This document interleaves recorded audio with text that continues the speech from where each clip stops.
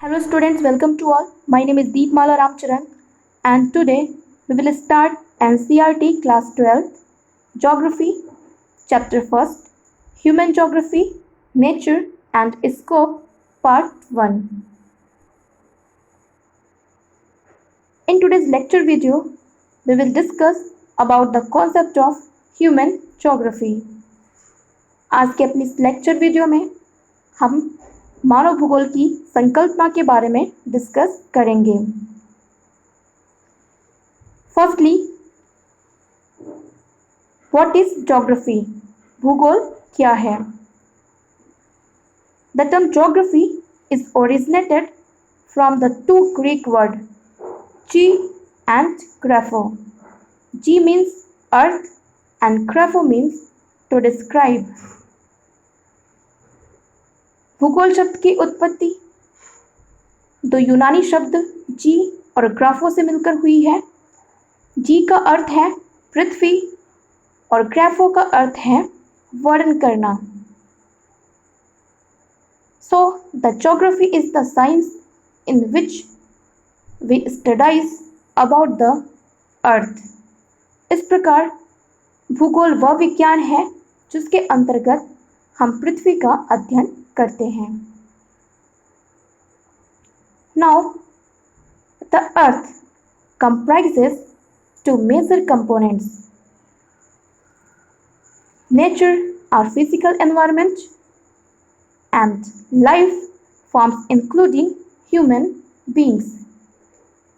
पृथ्वी के दो प्रमुख घटक हैं, प्रकृति या भौतिक पर्यावरण और जीवन के रूप जिसमें मनुष्य भी शामिल हैं.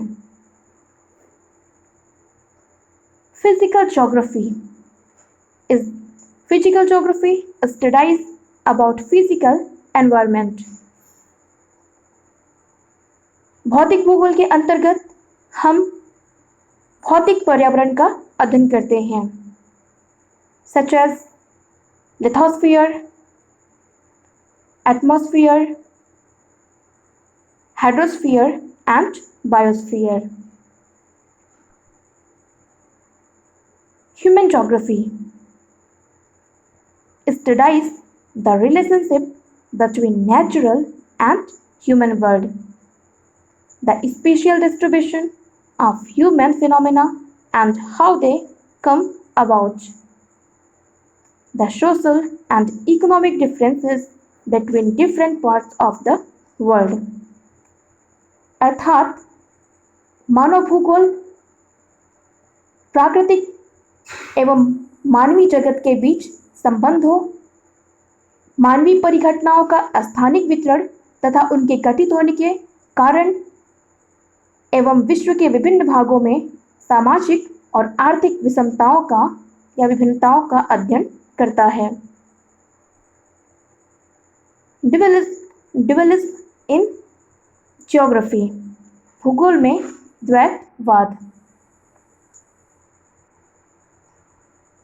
In the geography, dualism and wide-ranging debates started whether geography as a discipline should be a lawmaking or theorizing, nomothetic or descriptive, ideographic. Whether its subject matter should be organized and approach of the study should be regional or systematic. भूगोल में इस बात को लेकर लोगों में वाद विवाद हुआ कि जो भूगोल है वो उसमें अध्ययन किस प्रकार का होना चाहिए. उसमें भूगोल में सिद्धांतों का निर्माण होना चाहिए, जनरलाइजेशन होना चाहिए, या फिर वो ज्योग्राफी विवरणात्मक डिस्क्रिप्टिव होना चाहिए. लॉ मेकिंग का मतलब है कि हम चीज़ों को जनरलाइज करके प्रिंसिपल्स यानी सिद्धांतों का फॉर्मेशन करें. लेकिन मैं आपको बताना चाहूँगी कि जनरली जो हमारा ह्यूमन ज्योग्राफी है वो ह्यूमन बेस्ड है और जो ह्यूमन बिहेवियर होता है वो पर्सन टू पर्सन वेरी करता है. इसलिए हम ह्यूमन ज्योग्राफी में किसी पर्टिकुलर लॉ का फॉर्मेशन नहीं कर सकते, किसी सिद्धांत का निर्माण नहीं कर सकते। इसके अलावा ज्योग्राफर्स में इस बात को लेके भी वाद विवाद था कि ज्योग्राफी का अध्ययन रीजनल होना चाहिए या सिस्टमैटिक, अर्थात प्रादेशिक होना चाहिए या फिर क्रमबद्ध होना चाहिए। रीजनल स्टडी का मतलब है, प्रादेशिक अध्ययन का अर्थ है कि अगर हमें जलवायु क्लाइमेट का अध्ययन करना है तो हम क्या करेंगे, सबसे पहले पूरे वर्ल्ड को हम छोटे छोटे रीजन्स में, प्रदेशों में डिवाइड कर लेंगे। देन हर रीजन्स के क्लाइमेट का हम अलग अलग स्टडी करेंगे। इसके अपोजिट जब हम सिस्टमैटिक स्टडी की बात करते हैं और हमें क्लाइमेट की स्टडी करने की बात कही जाए तो हम जनरली क्लाइमेट को कई कंपोनेंट्स में डिवाइड करेंगे, such as temperature, air pressure and rainfall etcetera. Then हम किसी एक पर्टिकुलर कंपोनेंट को लेकर, जैसे हमने क्लाइमेट में टेम्परेचर को लिया और वर्ल्ड के सभी प्लेसेस के टेम्परेचर का स्टडी करेंगे। देन हम अगला कंपोनेंट रेनफॉल लेंगे और वर्ल्ड के सभी प्लेसेस के रेनफॉल का स्टडी करेंगे। देन हम अगला कंपोनेंट विंड प्रेशर लेंगे और वर्ल्ड के सभी रीजन्स के रेनफॉल का या विंड प्रेशर का स्टडी करेंगे। तो इस तरह से जो है दोनों में डिफरेंस है। ठीक है, रीजनल में हम छोटे छोटे रीजन्स में डिवाइड करके हर रीजन्स की क्लाइमेट का स्टडी करते हैं, और सिस्टमेटिक में क्लाइमेट के किसी एक पर्टिकुलर कंपोनेंट को लिया और सभी रीजन्स के टेम्परेचर का अध्ययन कर लिया, फिर सभी रीजन्स के रेनफॉल का स्टडी कर लिया, फिर सभी रीजन्स के हमने विंड प्रेशर का स्टडी कर लिया। ठीक है, तो ये जो डिफरेंसेस है रीजनल और सिस्टमेटिक में। But this dichotomy between physical and human geography is not a very valid one, because the nature and human are inseparable elements and should be seen holistic. लेकिन मानव और प्रकृति के बीच अध्ययन में इस तरह की द्वैतवाद को एक्सेप्ट नहीं किया जा सकता, क्योंकि प्रकृति और मानव दोनों ही अविभाज्य तत्व हैं और दोनों का संपूर्णता में अध्ययन करना ही उचित है। ठीक है, होलिस्टिकली स्टडी ही इसकी ज़्यादा अच्छी मानी जाती है। And it is interesting to note that both physical and human phenomena are described in metaphors using symbols from the human anatomy.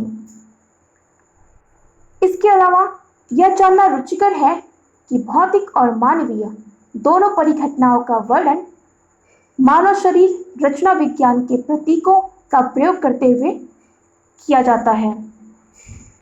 For example के लिए अगर हम फिजिकल ज्योग्राफी की बात करें तो हम कई बार टर्म्स यूज करते हैं, फेस ऑफ द अर्थ, पृथ्वी के रूप, आई ऑफ द स्टॉर्म, तूफान की आंख या eye of the cyclone, mouth of the river अर्थात नदी का मुख, और नोज ऑफ द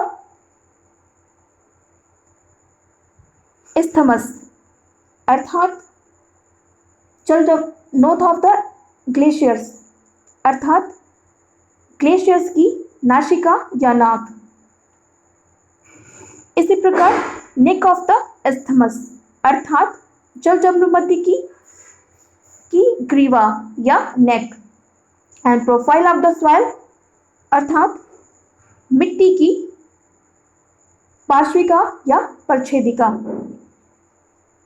इसी तरह अगर ह्यूमन ज्योग्राफी की बात करें तो जो जर्मन ज्योग्राफर्स हैं उन्होंने राज्य या देश को एक जीवित जीव की संज्ञा दी है।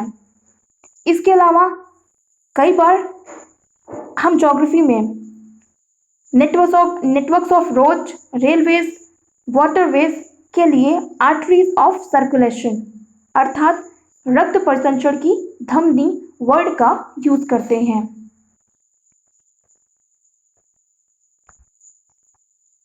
नाउ डिफिनीशन ऑफ ज्योग्राफी, भूगोल मानव भूगोल की परिभाषा। According to German geographer Friedrich Ratzel, who is the father of geography. German भूगोलवेत्ता फ्रेडरिक रेटजेल, जो कि मानव भूगोल के पिता भी कहे जाते हैं, फादर भी कहे जाते हैं, इनके अनुसार human geography is the systematic study of relationship between human societies and earth surface। अर्थात मानव भूगोल मानव समाजों और धरातल के बीच संबंधों का संश्लेषित अध्ययन है। Synthesis has been emphasized in the above definition। हम देख सकते हैं कि जो ऊपर दी गई परिभाषा है वो उसमें संश्लेषण पर बहुत ज़्यादा जोर दिया गया है।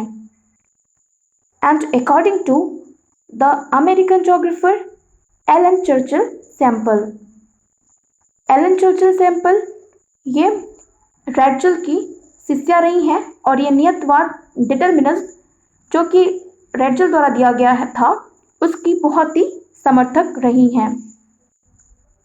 मैं आपको बताना चाहूँगी जो डिटरमिनेंट था उसमें जो है एनवायरनमेंट को बहुत ज़्यादा डोमिनेंट बताया गया है। ठीक है, तो according to Ellen Churchill Semple, human geography is the study of the changing relationship between the unresting man and the unstable earth. मानव भूगोल अस्थिर पृथ्वी और क्रियाशील मानव के बीच परिवर्तनशील संबंधों का अध्ययन है। We can see that in this definition, dynamism in the relationship is the key word। हम देख सकते हैं कि सैंपल की इस परिभाषा में परिवर्तनशील संबंधों पर ज्यादा जोर दिया गया है। Now according to Weidel de Lablasse, Weidel de Lablasse is the founder of human geography।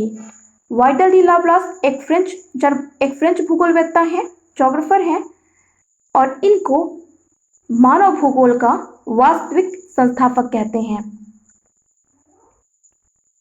According to Vidal de La Blache, conception resulting from a more synthetic knowledge of the physical laws governing our earth and of the relation between the living beings which inhabit it। अर्थात भूगोल हमारी पृथ्वी को नियंत्रित करने वाले भौतिक नियमों तथा इस पर रहने वाले जीवों के मध्य संबंधों के अधिक संश्लेषित ज्ञान से उत्पन्न संकल्पना है।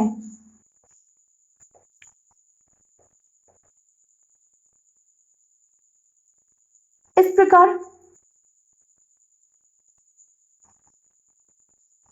वाइडल डी लाब्लास की जो परिभाषा है उसमें मानव और पृथ्वी के मध्य अंतर संबंधों पर अधिक जोर दिया गया है। And in conclusion we can say that the human geography is the systematic study of the changing relationship between human societies and their physical or natural environment on the earth। इस प्रकार निष्कर्षतः हम कह सकते हैं कि जो मानव भूगोल है वो मानव समाज एवं प्राकृतिक या भौतिक पर्यावरण के मध्य परिवर्तित होते संबंधों का संश्लेषित अध्ययन है।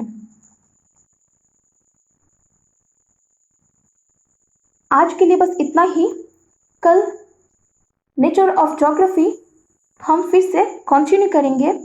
Now today's question, the first question is who is the father of human geography.